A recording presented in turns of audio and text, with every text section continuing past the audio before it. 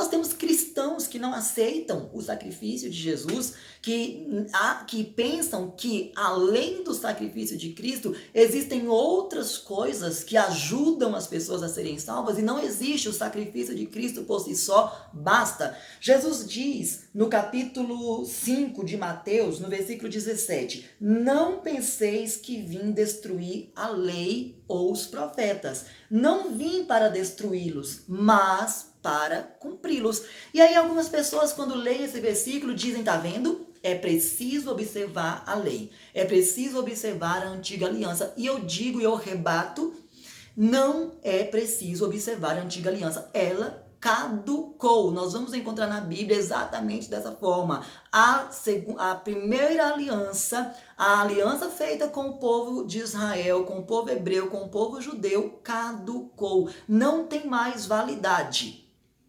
E aí Jesus diz o seguinte, eu vim para cumprir a lei. E como foi que Jesus cumpriu a lei? O que a lei dizia lá atrás? Que quando alguém pecasse, uma oferta deveria ser oferecida para que os pecados dessa pessoa ou do grupo fossem perdoados.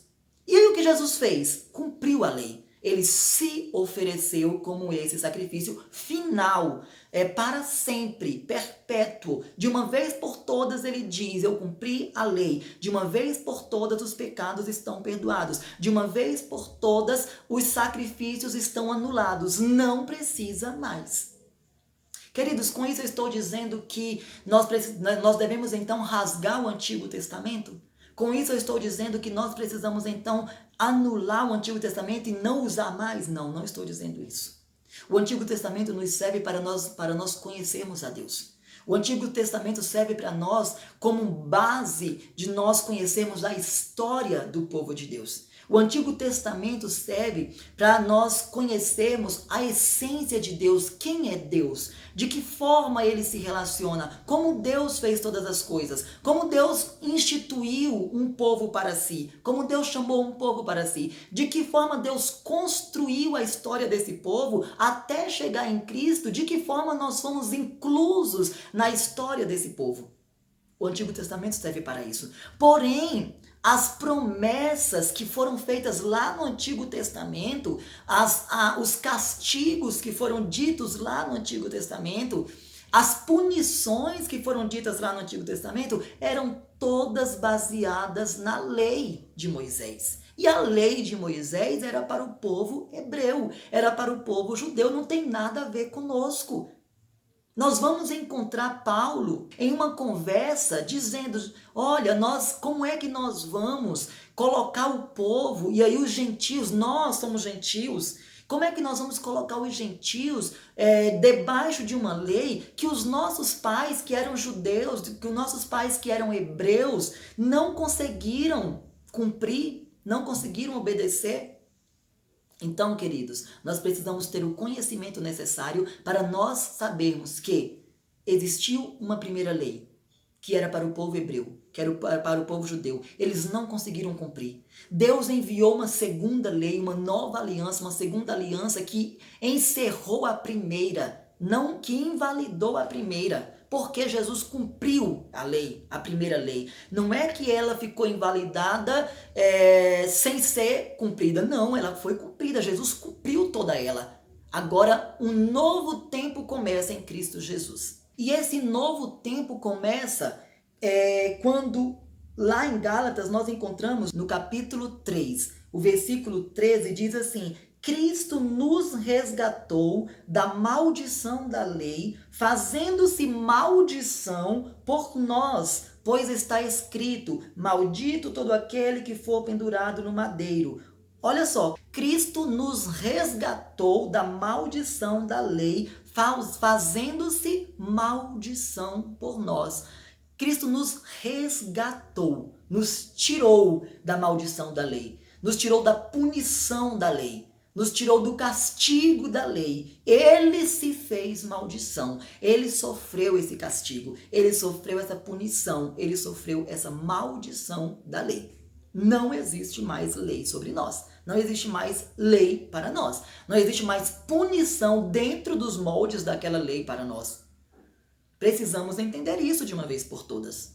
E para completar, Paulo diz em 2 Coríntios, capítulo 5, versículo 21, aquele que não conheceu o pecado, ele o fez pecado por nós, para que nele fôssemos feitos justiça de Deus. Jesus, que não conheceu o pecado, se fez pecado para poder sofrer a punição, para poder sofrer o castigo. Ele se fez pecado por nós, para que nele fôssemos feitos justiça de Deus. Então, não tem mais o que falar. Jesus encerrou a lei, a primeira lei. Em Jesus existe uma nova lei. Em Jesus foi feito um novo acordo, uma nova aliança, porque o próprio Jesus cumpriu e encerrou a primeira lei. Agora nós vivemos uma nova aliança. Nós vivemos debaixo de uma nova aliança, nós vivemos debaixo da graça. Essa aliança está em Cristo e mais uma vez eu falo para os irmãos, uma aliança que nos diz que nós seremos salvos quando nós aceitarmos o sacrifício de Jesus na cruz, aceitarmos que ele morreu na cruz no meu lugar, no seu lugar, para perdoar os meus pecados, teus pecados, as nossas transgressões. Quando nós aceitamos isso, nós somos salvos para sempre. Então, como é que nós somos salvos? Nós somos salvos pelo sacrifício de Jesus. E como é, de que forma que nós somos salvos? Efésios, capítulo 2, versículo 8, nos responde dizendo que, pois é pela graça que sois salvos por meio da fé. E isto não vem de vós, é dom de Deus. Deus nos agraciou, nos alcançou com a graça por meio de Cristo. E como é que nós somos salvos? Quando nós cremos, a fé. Quando nós cremos no sacrifício de Cristo. É pela fé que somos salvos. E isso não vem de nós, é dom de Deus. E não existe nada que eu faça, que você faça para merecermos essa graça, para merecermos a salvação. É claro que aquele que é alcançado pela graça, ele reflete essa graça. Não é porque nós somos salvos pela graça, não é porque eu crio no sacrifício de Cristo que eu vou sair vivendo desregradamente, cometendo toda sorte de erro. Não é isso, não. Porque se eu faço isso, eu não fui alcançado pela graça ainda. Ser alcançado pela graça é refletir a graça. Se eu digo que conheço a Cristo, se eu digo que aceito o sacrifício de Cristo, existem em mim ações pertinentes àquelas que Cristo fez e aquelas que ele disse que eram necessárias para aqueles que o seguiam, que eram seus seguidores.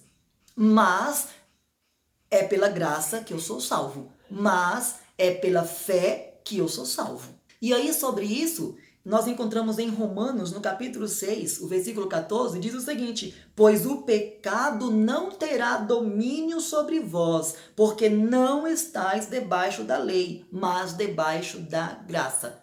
Estamos debaixo da graça. O pecado não nos domina, nós não somos escravizados pelo pecado. Nós não vivemos mais debaixo da escravidão do pecado. Se nós recebemos a graça, nós procuramos agradar a Cristo, nós procuramos andar com Cristo, nós procuramos viver segundo Cristo viveu, segundo o que Ele disse que era para nós fazermos, nós andamos assim, na graça, pela graça, refletimos a graça. E isso é dom de Deus. Nós não vivemos mais escravizados pelo pecado. E por que nós não vivemos mais escravizados pelo pecado? Porque o pecado já não nos domina. Nenhuma condenação há para os que estão em Cristo Jesus. Está em Romanos capítulo 8, versículo 1. Não há condenação para nós. Não há castigo para nós que andamos em Cristo, que não andamos segundo a carne, mas segundo o Espírito. Não existe condenação sobre nós. Não existe mais castigo sobre nós. Não existe mais punição sobre nós. Não existe mais castigo para nós. Por quê? Se o Filho vos libertar, verdadeiramente sereis livres. João 8,36. O Filho já nos libertou, Cristo já nos libertou. Então, de verdade, estamos livres. Livres da condenação do pecado. Livres da maldição do pecado. Estamos livres.